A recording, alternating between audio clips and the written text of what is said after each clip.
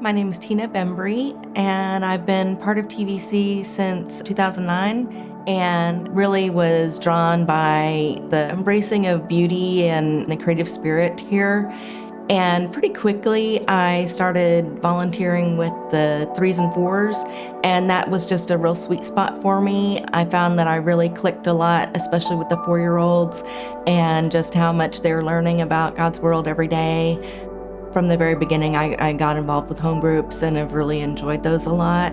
I'm single and I live alone, and so those relationships are really important to me. I've had some friendships that have extended the whole time I've been at TVC. And in July 2020, I found myself getting a diagnosis of stage 4 ovarian cancer. My mom had passed away of breast cancer when I was 12, and my grandmother passed away of ovarian cancer when she was premenopausal. Getting the diagnosis was really scary. I just wasn't sure what my community was going to look like.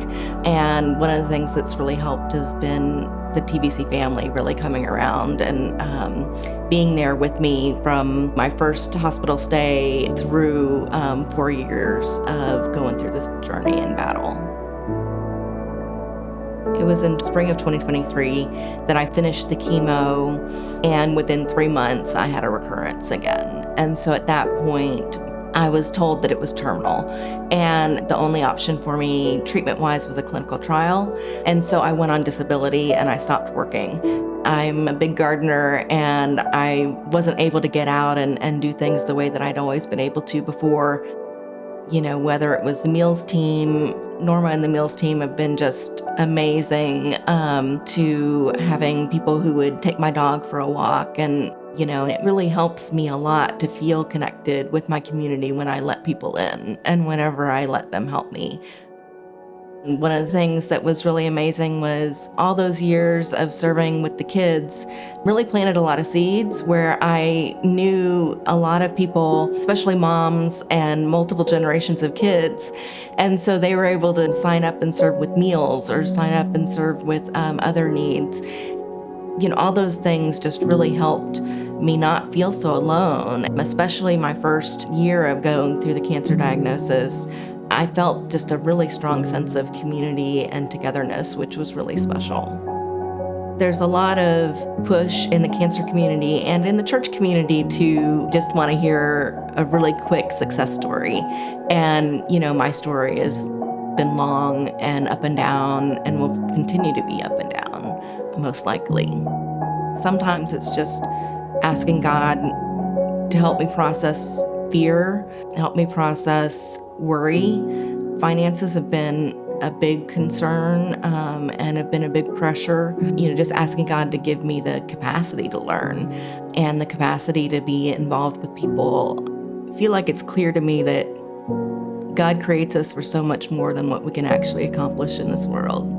And so I've had to really grapple a lot with, okay, God, how do I think of my life when I'm not being this hammer out in the world doing things, A big hope of my heart through this process has been to live well, to try to find beauty where I can, but not to deny what's going on at the same time, and to prepare to die as well.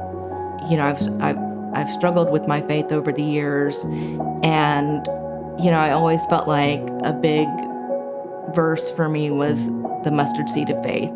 And I felt like, okay, God, I may not have this huge, vast quantity of faith, but I've got a mustard seed.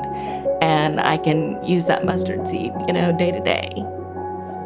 There are a lot of things that it can be hard for me to believe, and hearing my friends, share things like they still think I'm beautiful, and them still seeing faith in me when I feel like my faith is low.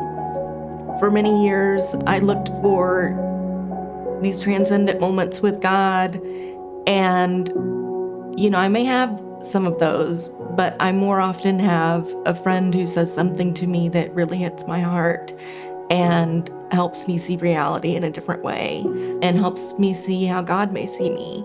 And that's really special.